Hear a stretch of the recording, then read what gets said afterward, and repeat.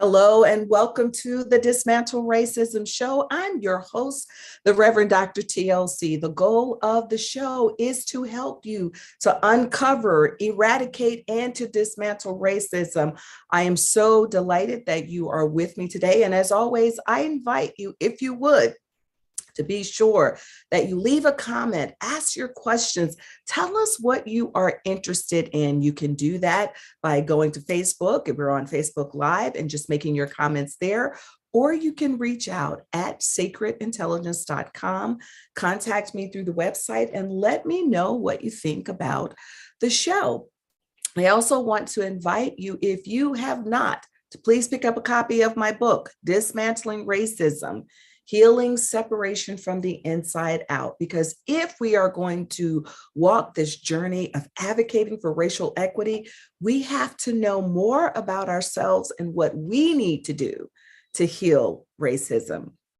You'll learn as we're talking today that it's not enough to say that I'm not a racist. We actually have to do the work that it takes in order to be an advocate for those who look differently from us, those who show up differently in the world, those who love differently than we do. Whatever differences we have, if we want to advocate, we have to do our own work. I also want to invite you, if you would, to make sure that you go to iTunes, Amazon Music, Google Play, any of those places, and listen to the meditations that accompany the book. As you know, we always start out the show with me doing a meditation, and that's purposeful. It's purposeful because it helps both me and my guests and you to prepare for the dynamic conversation that we're going to have. It puts us in the right place mentally, puts us in the right place emotionally, and of course, spiritually. For me, it grounds us for the conversation. All too often, people want to have conversations about race and do not understand the emotional toll it will take on you and the other person. We often do not prepare ourselves in terms of just grounding us so that we don't respond or react, put it that way, so that we're not reactive, that we learn to respond in the conversation. So there's a reason that I offer these meditations, and I want to invite you to go and take a listen to those meditations. They accompany the book, but they're also done in a way to, I've added music to them. I've added additional words to them. So it's more than just what's in the book. It's great for you to read them, and it's also great for you to experience them. So please do make sure that you go and just take a listen to all of those meditations. The meditations and the book are designed to give you the fortitude you need to continue this journey, because it is not easy to do the work of dismantling racism. So I've given you resources to help ground you in that. So now I don't want to delay any further. I want to do what we always do to start the show. As I just said, is I want to meditate with you. So I want to invite you, if you would, to simply close your eyes if you can and ground yourself. Center yourself and begin to pay attention to your breath. Just breathe in and out. And I'd like you to take in some deep, long breaths and hold them and then release them. So just continue to breathe in and out, and connecting your breath with who you are, who you were born to be, connecting your breath with your divine wisdom and your sacred source. And as you're breathing in and out, recognizing the life that is in you, ask yourself, are you doing the work that your soul calls you to? Are you doing the work that your soul must have?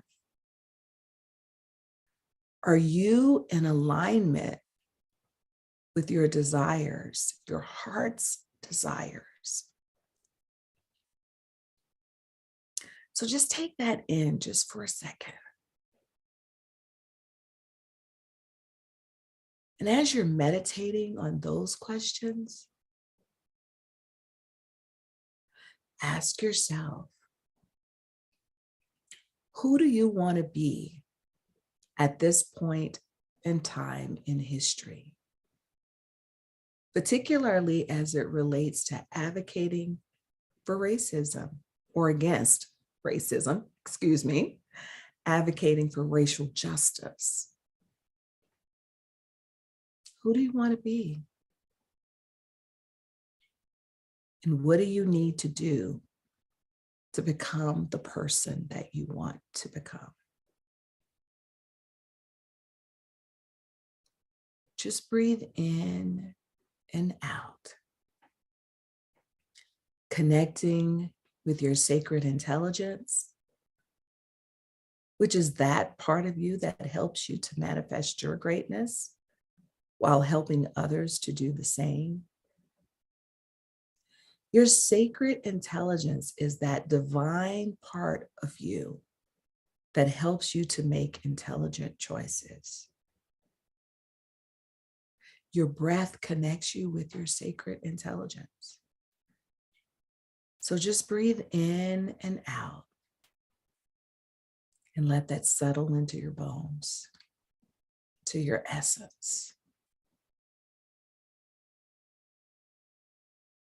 And now as you breathe in and out, give gratitude for the power that lies within you,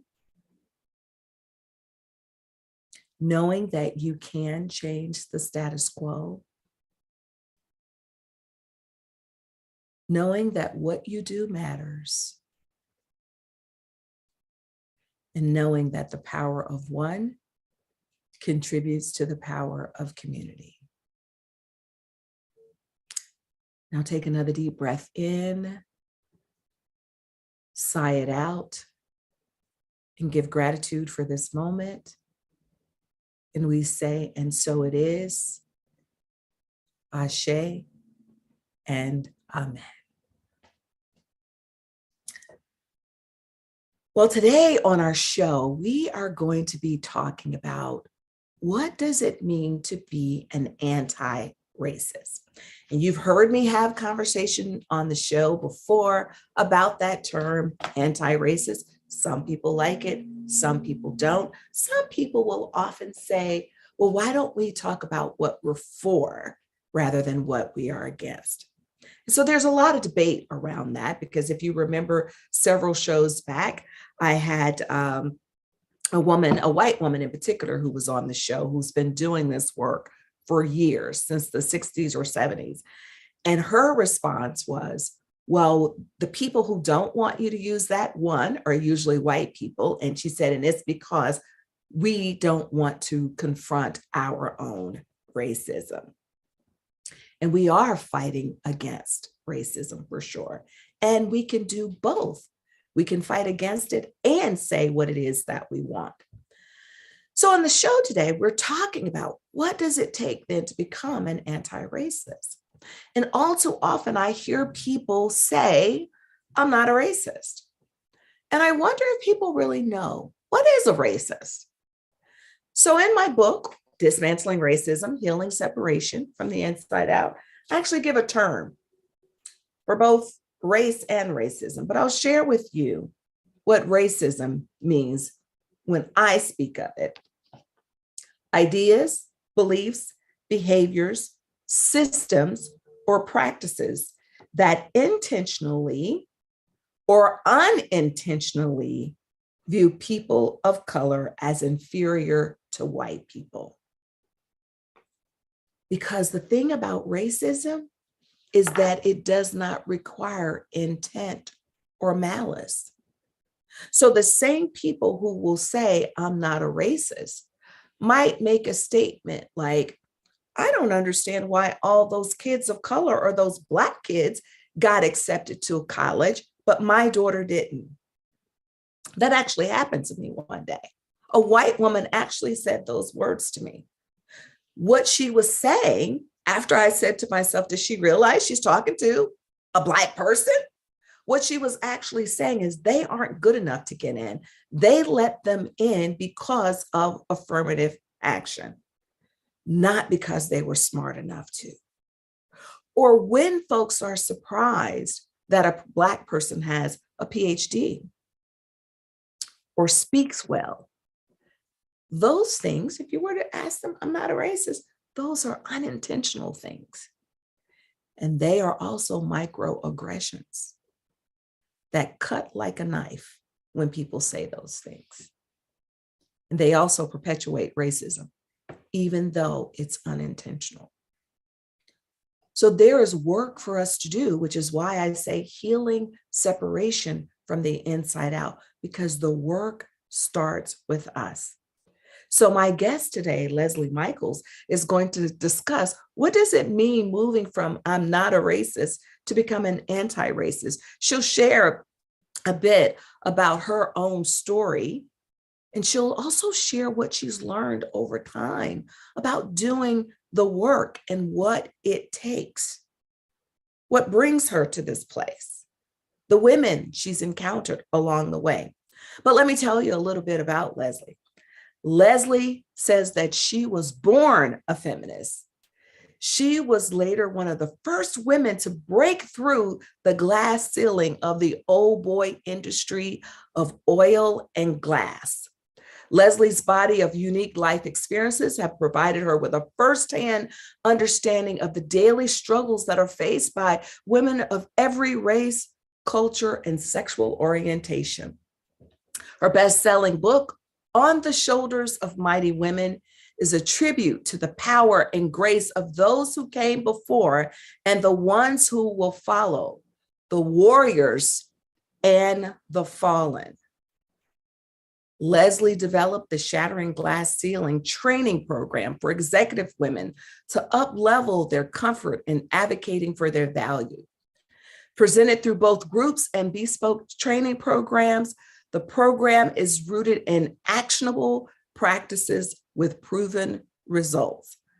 Lesley hosts the Women We Should Know podcast, and I'm so delighted I was a guest on her show, and it features women who are leading the way in diversity, equity, and inclusion and belonging, the pursuit of gender equity, women's financial empowerment, and female social and political sovereignty.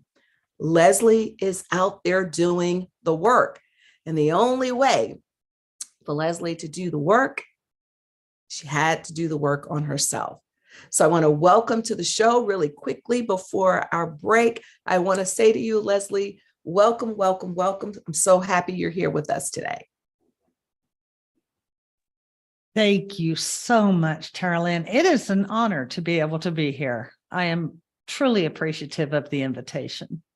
Well, we've got a lot to get into, Lesley. And so the tables are turned. I was on your podcast, and now I get to share all about you with my audience, and you get to help us not just in unraveling your journey, but to be able to talk about how do we get past the I'm not a racist statement?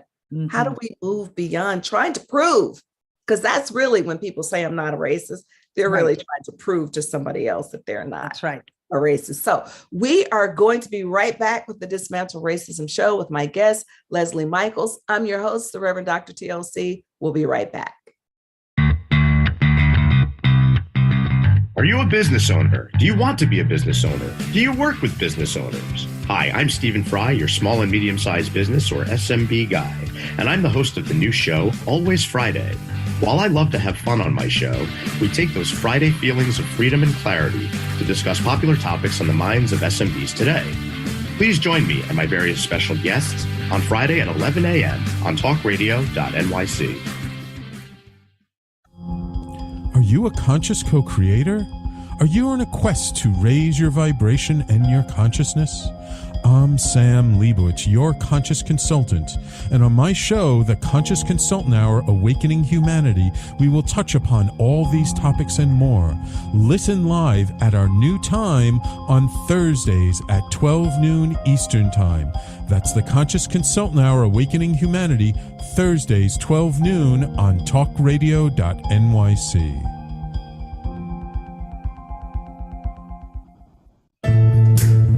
Are you on edge? Hey, we live in challenging, edgy times, so let's lean in. I'm Sandra Bargeman, the host of The Edge of Every Day, which airs each Monday at 7 p.m. Eastern Time on talkradio.nyc. Tune in live with me and my friends and colleagues as we share stories and perspectives about pushing boundaries and exploring our rough edges. That's The Edge of Every Day on Mondays at 7 p.m. Eastern Time on talkradio.nyc. You're listening to Talk Radio NYC. Uplift, educate, empower.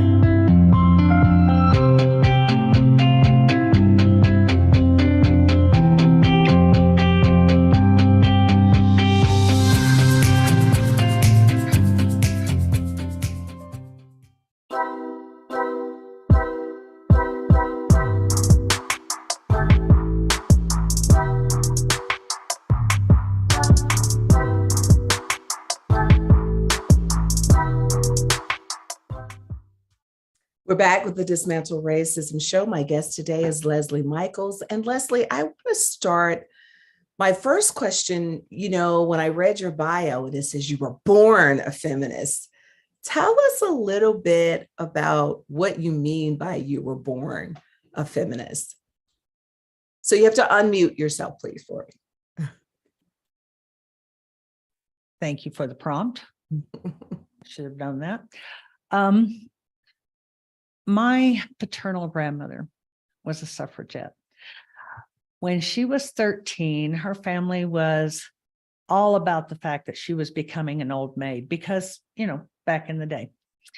Well, she had no desire to be a farm wife.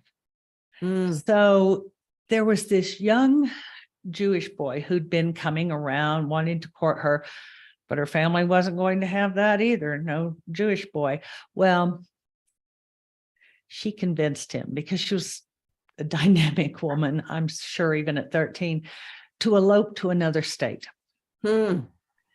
And so a few children later, building friendships, etc., it turned out that the woman who had become her best friend was the daughter of the bank owner, because, this was back in the days when banks were owned by human beings. What a radical concept.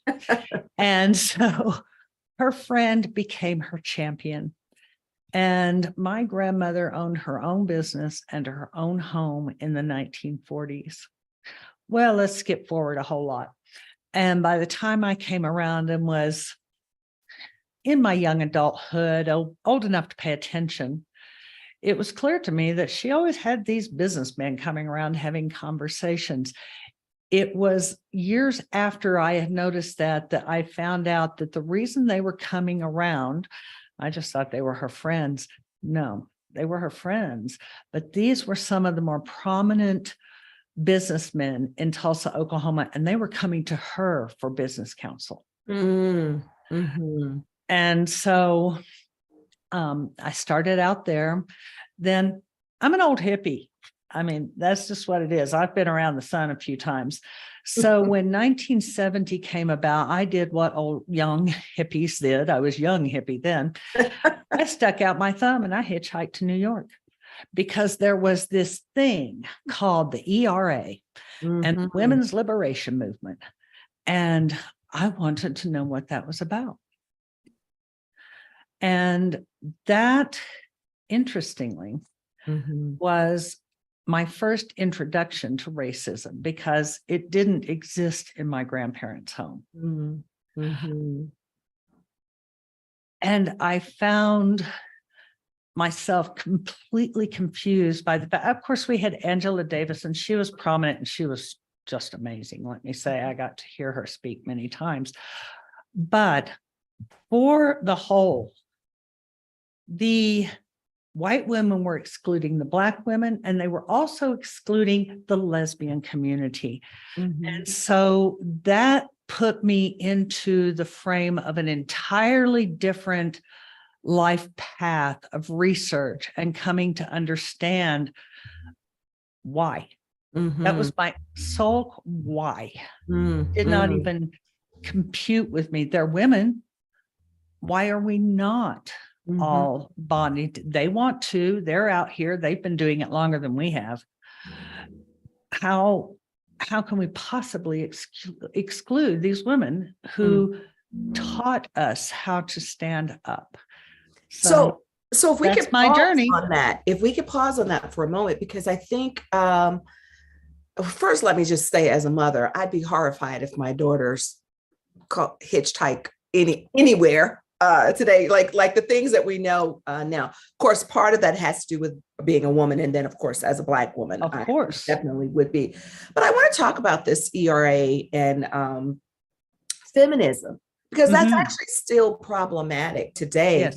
There's this tension between white women, white feminists in particular, and Black women, because there's still this idea that we need to just be fighting for women's rights, and folks not understanding that, wait a minute, there's women's rights, and then there's being a Black woman.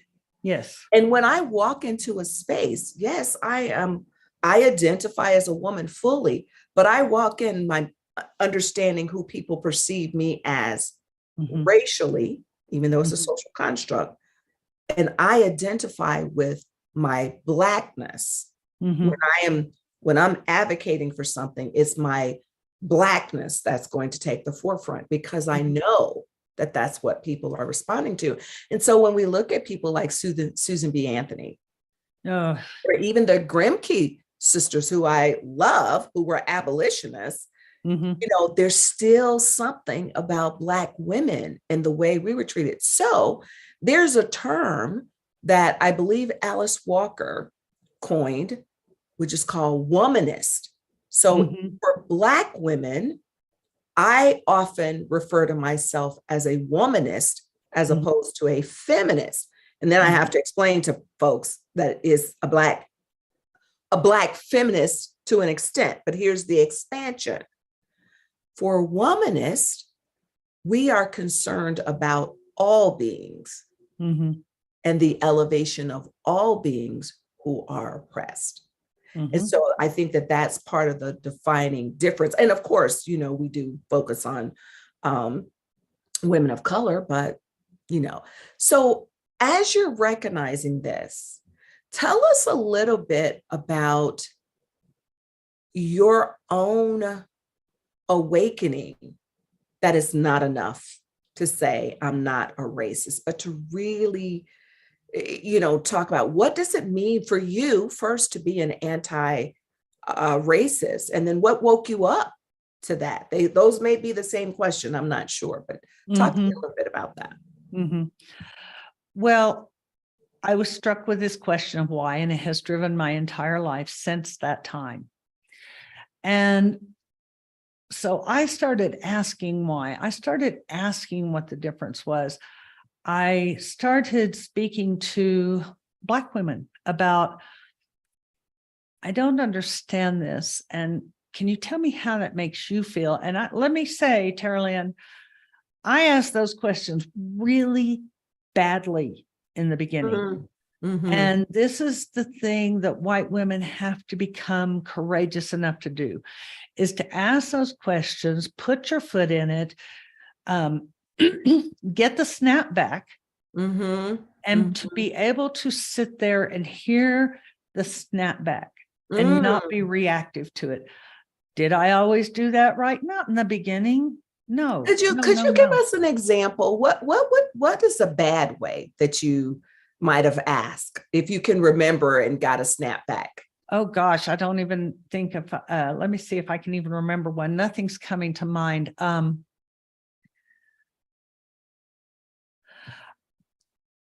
I might have said something along the lines of, well, I don't understand why we can't all just be united. We're all in the same fight. And then I would get a snapback about, oh, no, wait a minute. And then I would have a very assertive, let's say, delivery on how Black women had started this fight at the time of slavery. Then they propelled the civil rights movement and all of this. And I came through that to understand the length, to the degree that a white woman can, the length and the depth of the breadth of their struggle that had been ongoing long before the ERA came about. And I thank you for sharing that, because not a lot of people know that and are aware of that, because all too often what has happened historically is that there are things that Black folks started, but we may not have had the agency. And so a white person came along, took the idea and ran with it. So I appreciate you talking about that. You know, you said something really interesting, and you talked about, like, when you get the snapback, what do you do with that? And I know that you and I have talked about people making a misstep. Sometimes people want to say, well, I'm not doing this anymore. And I hear it often, and you tell me that you have heard it often, because people fear the misstep. So what did you do? What was helpful for you to say, okay, I'm going to hear what they're saying. I'm not going to get my ego involved or whatever. What was the talk that you did to help yourself move to the next level? It was a process of getting the snapback, sometimes hearing, but in those early days, all too frequently, getting defensive, seeing that relationships separate, a potential relationship separate, understanding that that was a relationship that I really wanted. I wanted to foster that. And sitting and being brutally honest with myself about, what did you contribute to the breakdown?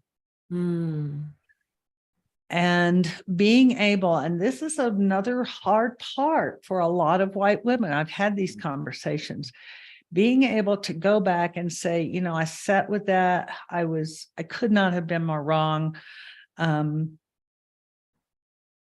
apologize. That's all I have is an apology. And then that relationship still not continuing, and having to come to the understanding that just because I came to a realization and offered an apology, that did not mean that I had to be embraced. That person was not obliged to embrace me. They weren't even obliged to hear me. More often than not, they would hear me, even if the relationship didn't continue. And I learned several years later from a Black woman who, to this day, is a friend of mine. When she came back around, we happened to be, it was just pure the universe putting us in the same place at the same time. And she sat down and we started a conversation. And as it evolved, I said, I really missed the relationship that I had hoped would build. And she said, we can start now. Beautiful. I've watched you. And I know from what you've done and what I've seen that those were not words, that was your heart speaking. And so that gave us room to build a relationship. Wow. Lesley, you said about 4 or 5 things in there. And they're like, one, I think is really important for our audience to take away: relationship. You had the desire to build a authentic relationship, because sometimes people will say, oh, you're my friend, you're my whatever. And we're not, you know, just like in A Time to Kill, he said, we're not friends, Jay.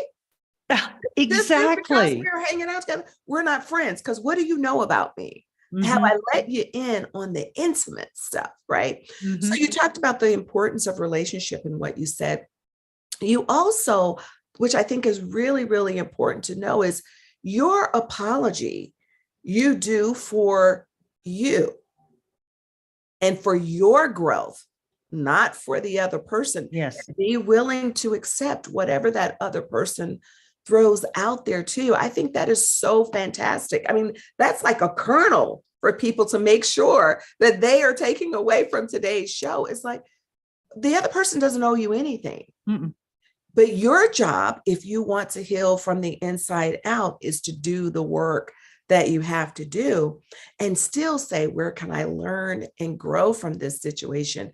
And then the third thing I want to say, there was more stuff in there, but I'm going to say one more thing before we go to break.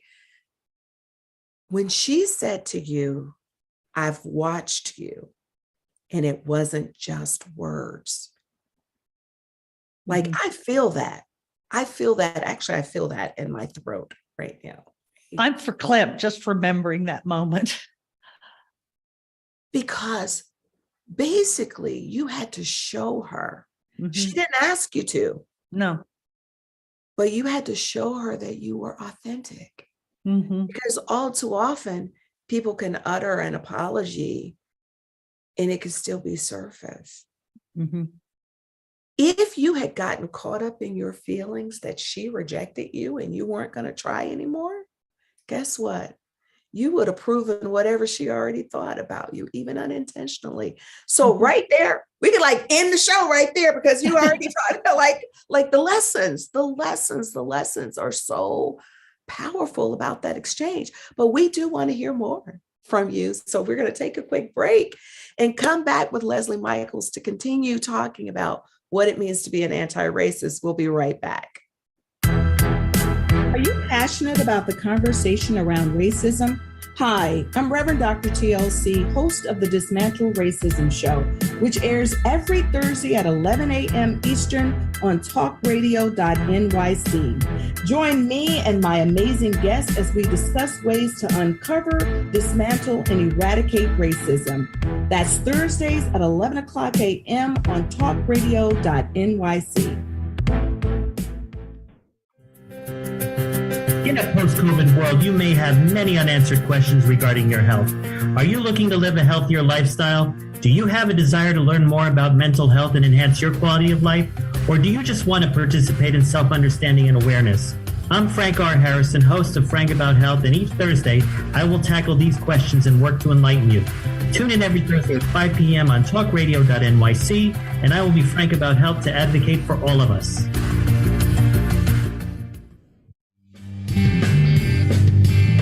Hey everybody, it's Tommy D, the nonprofit sector connector, coming at you from my attic. Each week here on talkradio.nyc, I host a program, Philanthropy in Focus. Nonprofits impact us each and every day, and it's my focus to help them amplify their message and tell their story. Listen each week at 10 a.m. Eastern Standard Time until 11 a.m. Eastern Standard Time, right here on talkradio.nyc. You're listening to Talk Radio NYC at www.talkradio.nyc. Now broadcasting 24 hours a day.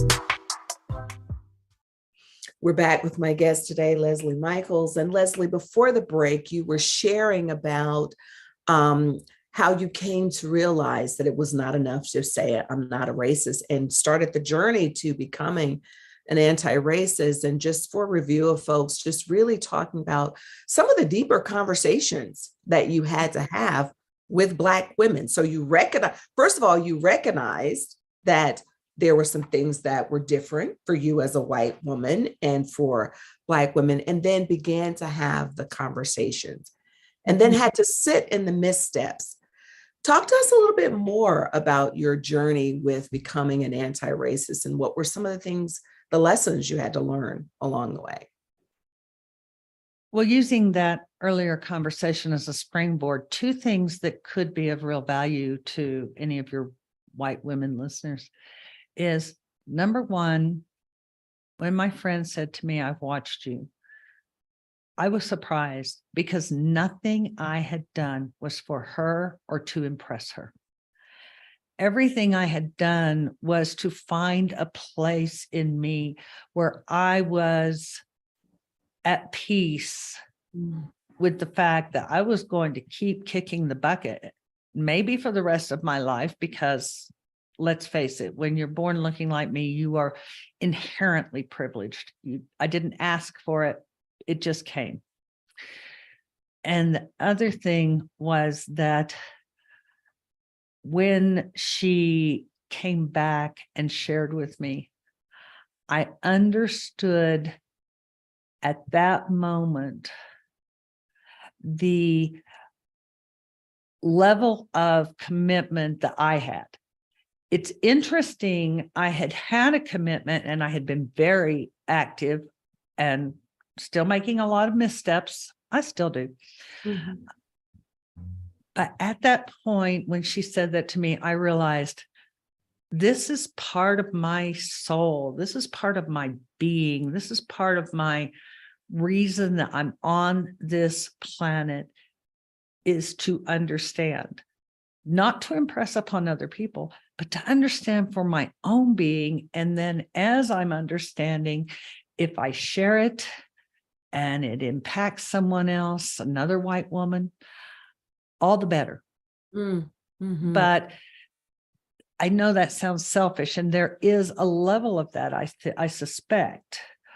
But there's also a level where it's not selfish, because the more I learn, the less unconscious bias I have. The more actually, I in my can book, lovingly and gracefully impact the women, the Black women, the women of color that I engage with. And then I get to have these additional beautiful relationships. Well, so Lesley, in my book, I talk about having a selfish mindset, which is about examining who we are. So from where I sit is absolutely great. And a benefit is that you do get to have Black, brown, white friends. You get to have a diverse group of friends, because imagine a world of sameness. Like, really, that's boring. Is it not? I know. One of the things I say, Carolyn, to white women often, and they tilt their head. You know how, like a dog, when they're puzzled, they'll kind of tilt their head, a little puppy. And I say to them, you cannot know what you are giving up. Exactly. Because quite frankly, we as white people, we don't have culture. We have no culture. We have directives that are often to minimize other people, but we don't have an actual culture. And my life is rich because I have Black friends and Native American friends and Latinx friends, and on and on and on. And I get invited to break bread with all of them in the different ways they break bread. And my life is richer from all I learn from their culture that they are so generous to share with me. It absolutely is amazing when we open ourselves up to experience people. And I've heard that said even in my teaching. Other white people say, well, we don't actually even have a culture, right? And so when I think about even what I learned from going to other cultures, even across, like the African diaspora, it's like, wow, this is like so amazing. But Lesley, one of the things I want to point out here that I think is crucial for our listeners is often when we think about racial equity, I think that many people think if they're going to be an advocate for racial justice, they have to be out in the street, or they have to be doing something every day to specifically focus on it. What I have seen with your work, and because you were born a feminist, as you say, actually you were born a disruptor. I was born a disruptor. Because you're disrupting more than just feminism in the work that you do.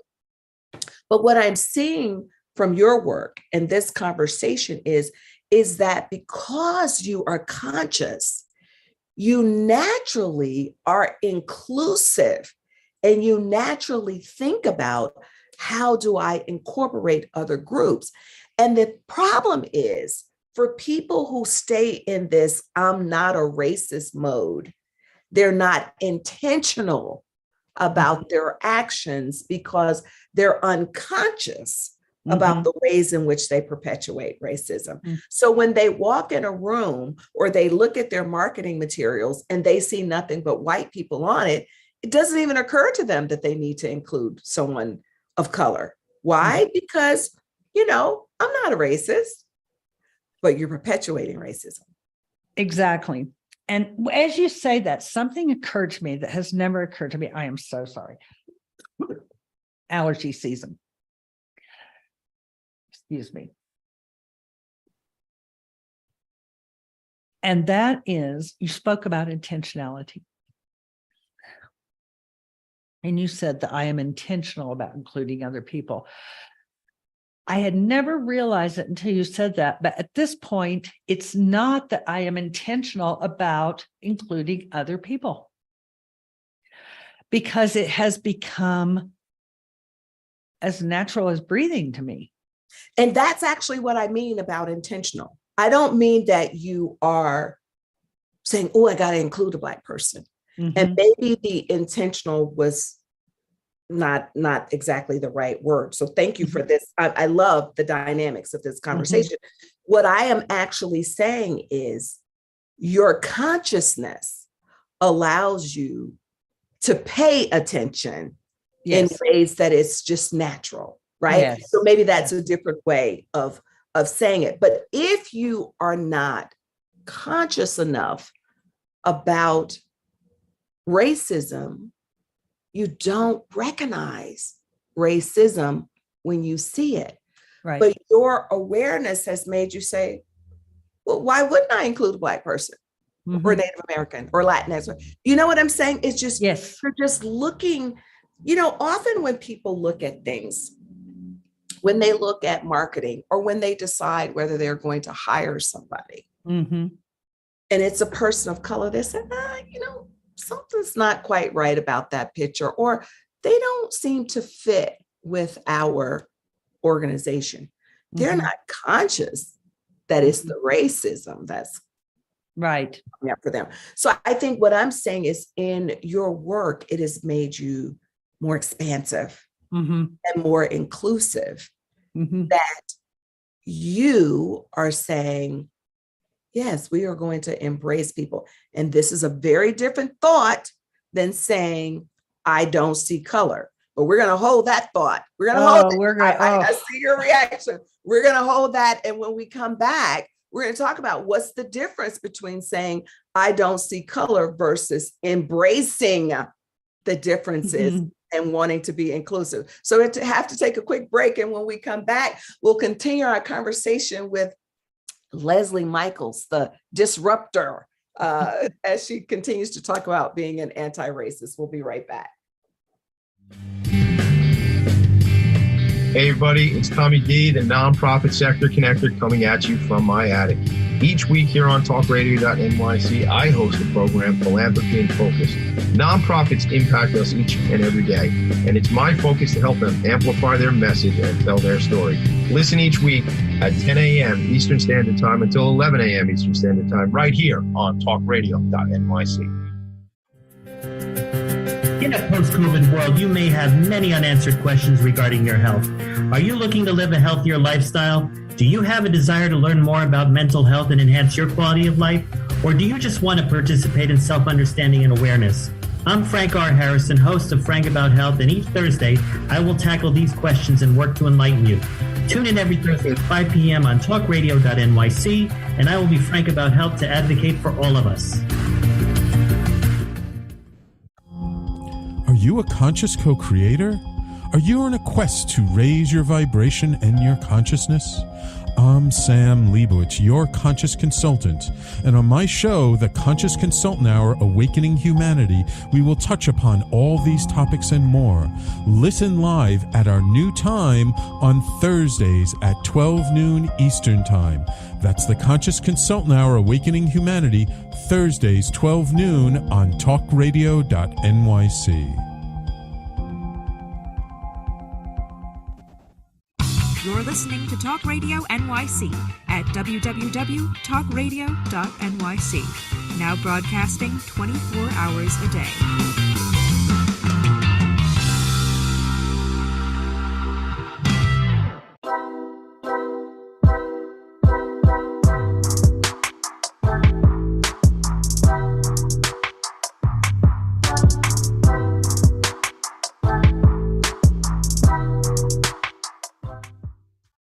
We're back. And Lesley, before the break, I made a statement that there was a reaction that those of you who are just listening couldn't see when I said there's a difference between saying I don't see color and then being expansive enough and inclusive enough where color isn't the thing that guides your actions. So talk to me about what went through your mind when I said I don't see color.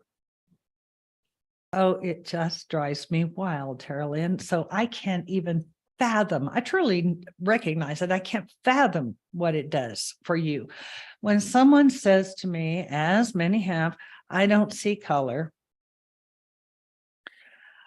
I will say, and it just came out of my mouth the first time I heard it, and it's stuck.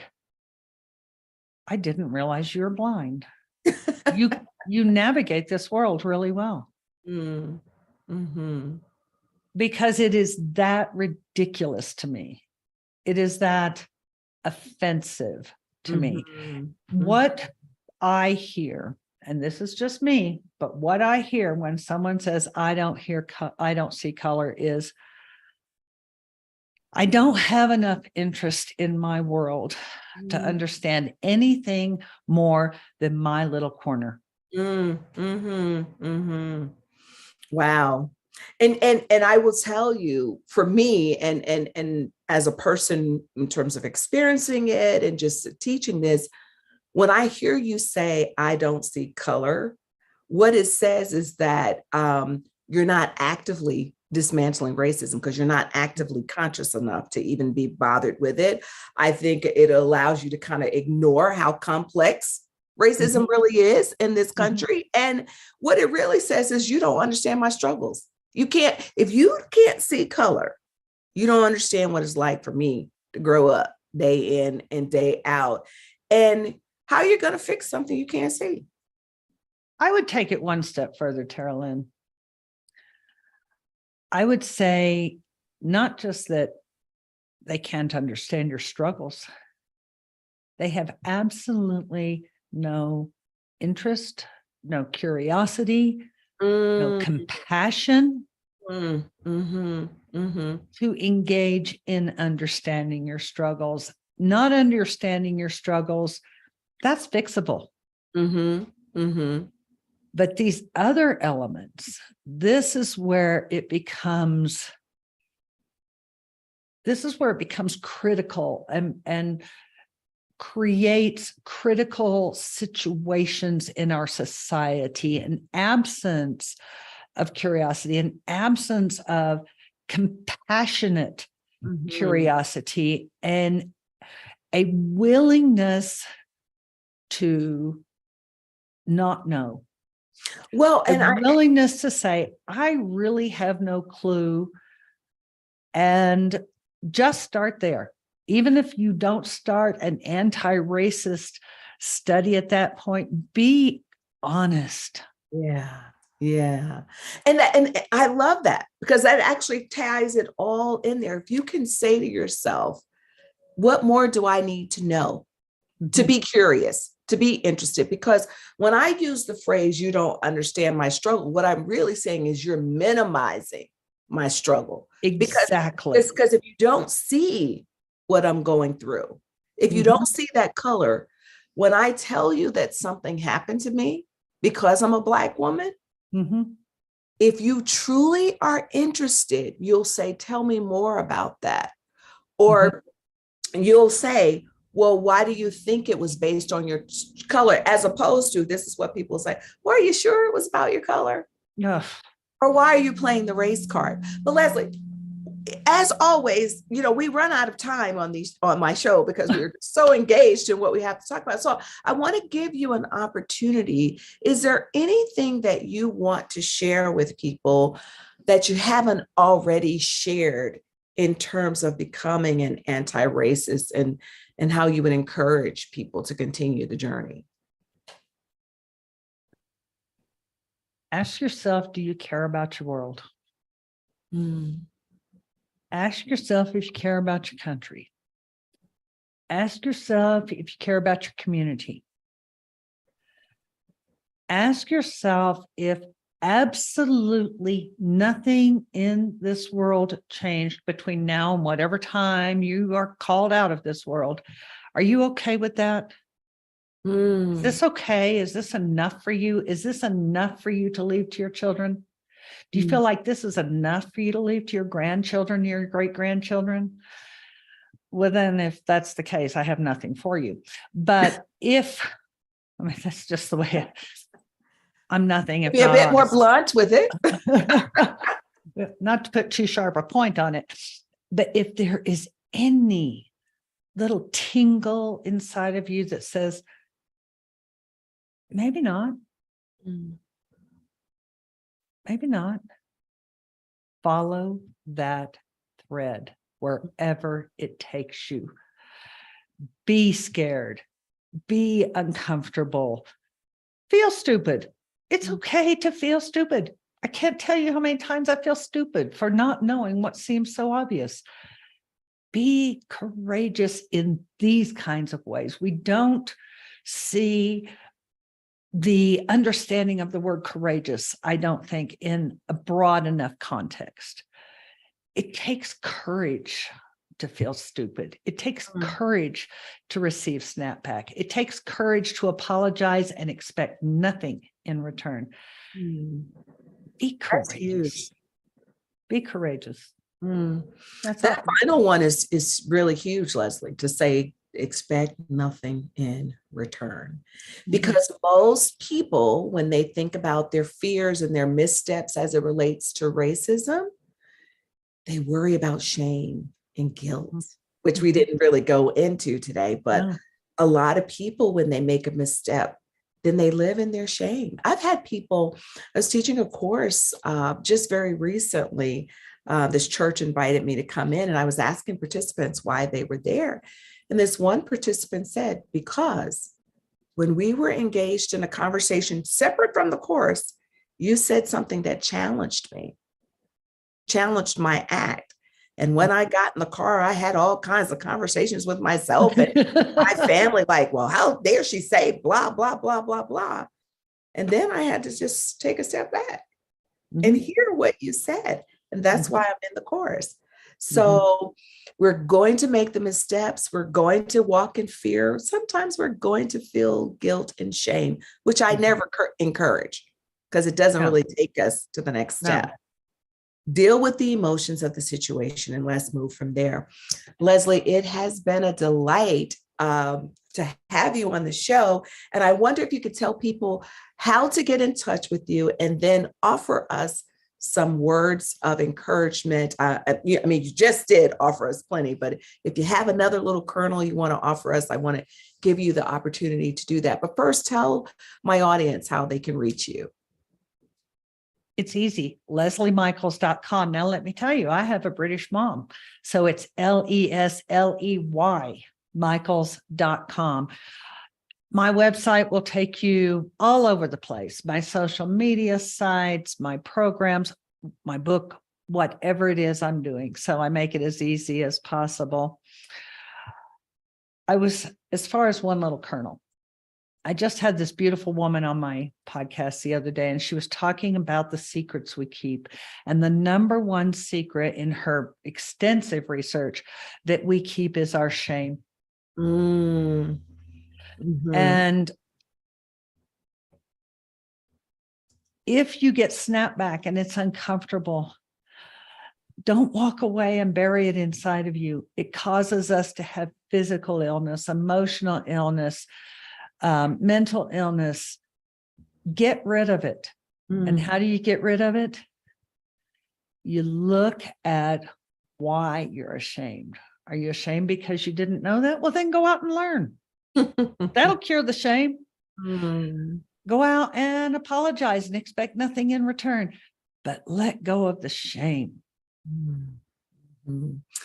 Lesley, thank you so much for being on the show today. Thank you for being a woman who walks courageously in spite of fear, because courageous doesn't mean that you don't have the fear. Thank you for that. And thank you for your dedication to be an anti-racist and a disruptor of the status quo in every way. I deeply appreciate you. I deeply appreciate my audience for listening today. Please be sure to comment on Facebook or go to my website, as I said, sacredintelligence.com. Contact me. Let me know the types of people and discussions you'd like to see on the show. Please stay tuned for the Conscious Consultant Hour with Sam Leibowitz, where he helps you to walk through life with the greatest of ease and joy. May today you tap into that part of you that will allow you to make choices that manifest your good while manifesting the good of those around you. Know that what you do matters. Make it a priority to share love, hope, compassion, and peace today. Be well, be safe, be encouraged. Until next time, bye for now.